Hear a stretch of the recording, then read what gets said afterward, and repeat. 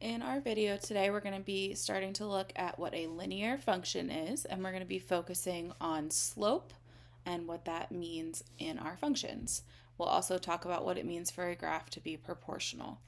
So to start off, we're going to see that a function will be a relation between values where every input x has exactly one output y. So what we mean by this is, remember, you've learned about the coordinate plane. We have our x-axis and our y-axis. And when you find one point on that graph, you get an ordered pair of x and y, written in that order where x always is first. So when you have two quantities or numbers, x and y, that vary so that one is a constant multiple of the other, then these two quantities are proportional. So that means that we need to have some sort of multiplication relationship here. We're not adding or subtracting. And then this will make them proportional. Proportional relationships will always pass through the origin, or 0, 0. Remember, that's right in the middle of our coordinate plane. So our proportional relationships then can be represented with the equation y equals mx, where m is the slope. Okay, so we've already talked about x and y. The new letter here is m for slope.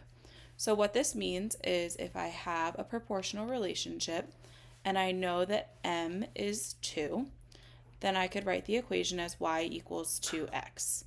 And then if I were to give myself an x value to plug in, maybe I know x is 4, then I could say y equals whatever 2 times 4 is. So this equals 8. So this would find me a point on my graph at 2, 8, and the slope of this equation would be 2, because that was the value that I had. Okay, so we'll talk about how to find that number m, and then how to use it and how to find it on the graph as well. Ultimately, we're going to be talking about how slope can represent the rate of change in a proportional relationship, and then we'll also study different types of slope. So the first type that we'll see is positive slope. So from left to right, a line will slant towards the right there. If I'm looking at a line from left to right that's sloping downwards, then that has a negative slope. And if I have a line that's just a flat line or horizontal line, it has a slope of 0. So those are going to be the three types of slopes that we see. And again, we'll talk about how we can find them. Ultimately, they are related by the change in y over the change in x, or the vertical change and horizontal change. So it's saying, how much do I need to go up, and then how much do I need to go over? Or how much do I have to go down and then go over, to be able to make that line as slanted as it is, because slope really just means how steep something is. So we're going to be specifically looking at functions that are representing linear functions. This means that they will make a straight line. So the way that I remember that is that the word linear has that prefix or beginning part of the word as line. And these functions will be represented as ordered pairs, like we already showed, of x and y. When you have multiple sets of ordered pairs, you can put them in a table like what we see down here on the bottom part of the screen.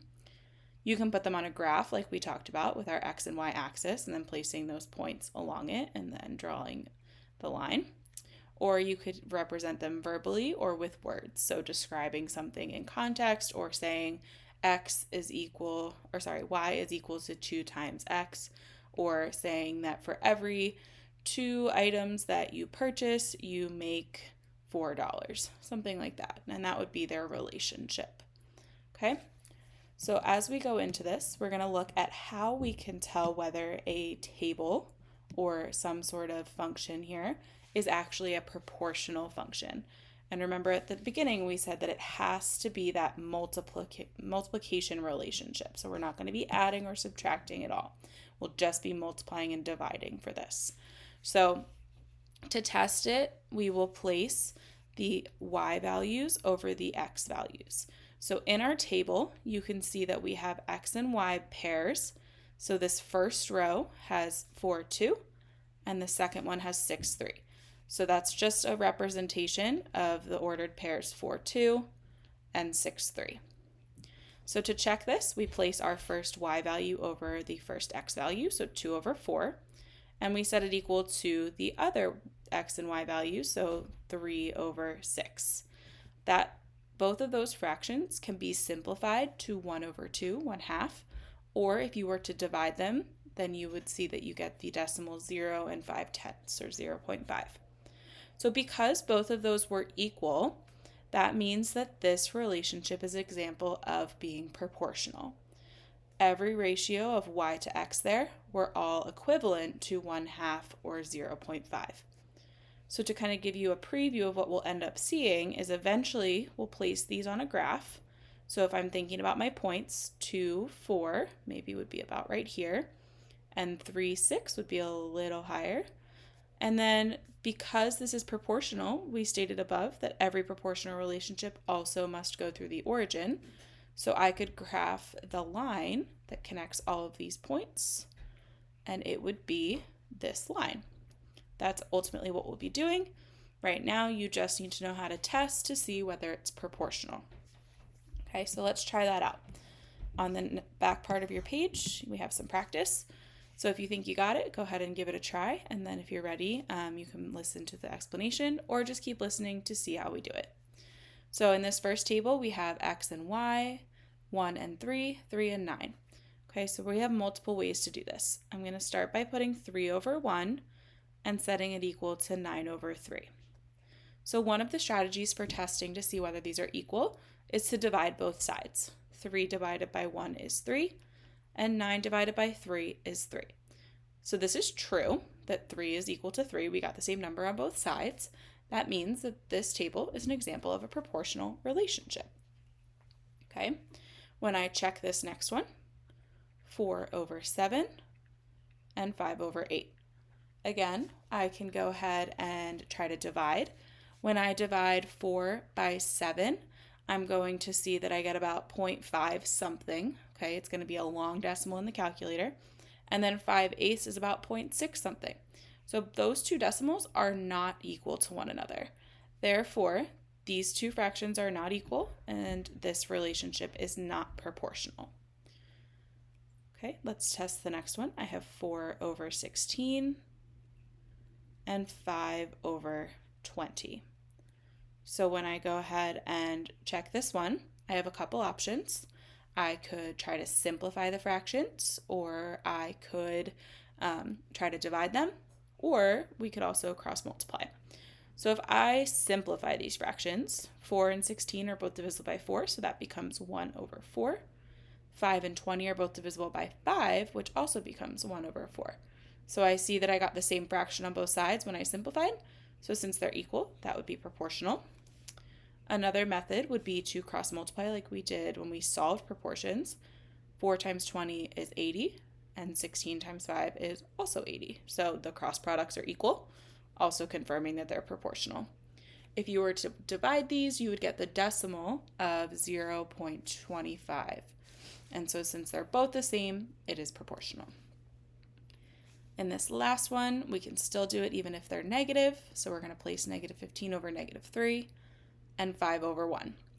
If I divide both sides, negative 15 divided by negative 3 is positive 5, and 5 divided by 1 is also 5. So both of those got me the same number, meaning that these are also proportional. So place your y over x for any set of pairs that you have in there. Check to make sure that they're all the same, and if they are, it's proportional. If they're not, then it is not proportional. So looking at the same table as before, so that first example we saw, we already know that these values represented a proportional relationship. So this is the one we did on the first page. We saw 2/4 and 3/6, both simplified to 1 over 2, or 0.5. So if a relationship is proportional, if you get to this point and you can say, yes, this is proportional, then what we can do is use the form of the equation y equals mx. Slope will be m, and the ratio of y to x is how we find the slope. So that means that we will be able to use this formula to represent an equation.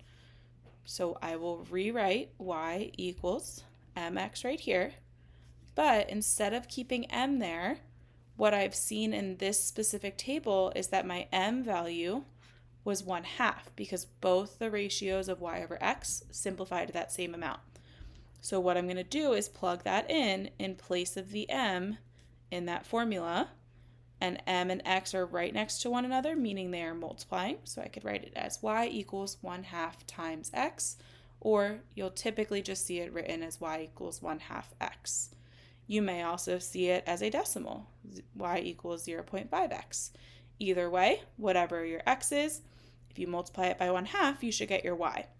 So if we go test that out in our table, this is my rule, y equals 1/2 x. My first x value is 4. So if I say y equals 1/2 times 4, well, half of 4 is 2. And hey, look, that was the y value that was in the table, right? If I test it out for my other x value, 1/2 times 6, half of 6 is 3, and that's the y value that was with 6.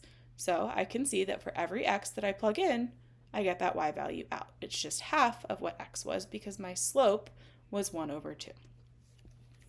So let's try this. We're going to try to write the equation of the proportional relationships, okay? So there's a few steps that we need to follow here.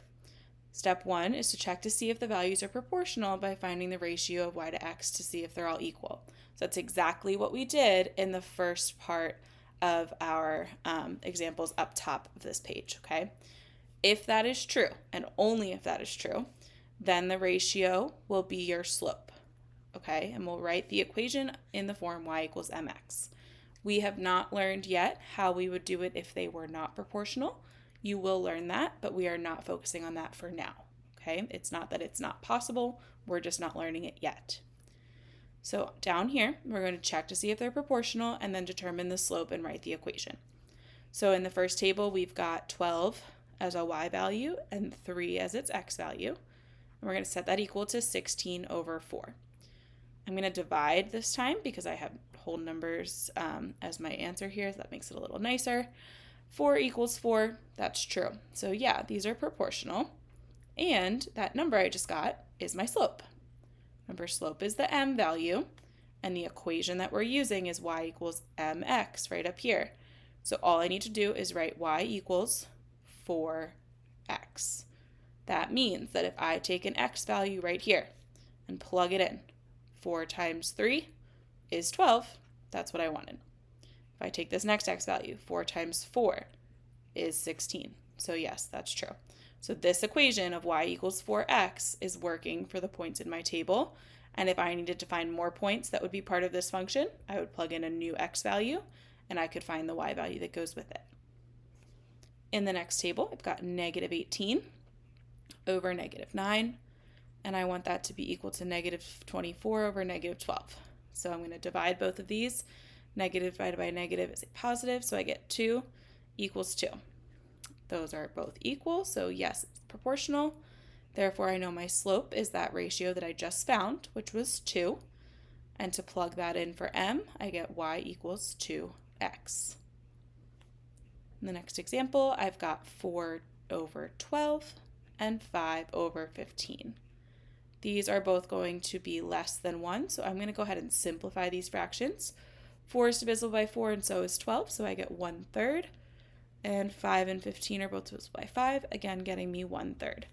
So yes, these are proportional, and the slope is that number we just found, which was 1/3. The equation will be y equals 1/3 x. Finally, I've got my last example of -15 over -3, 5/1. If I divide both of these, I get 5 equals 5. So yes, these are proportional. My slope is 5, and the equation is y equals 5x. So notice in all 4 examples, we did get a yes for being proportional, and we were able to use that number when we found the proportion to use as our slope. The one that's a little bit unique out of all of these is when we got a slope of 1/3, and you'll notice that your x values were bigger than the y values. That's because we took those numbers and we multiplied them by a fraction that was less than 1. So 1/3 times 12, remember, it's just the same as dividing by 3. So that's why we got 4. And then 1/3 of 15 was just the same as dividing it by 3, so again, getting us 5, right? So that's when it's going to get you that smaller y versus the rest of them started with a smaller x and got a bigger y. We had that whole number that we were multiplying by that was greater than 1.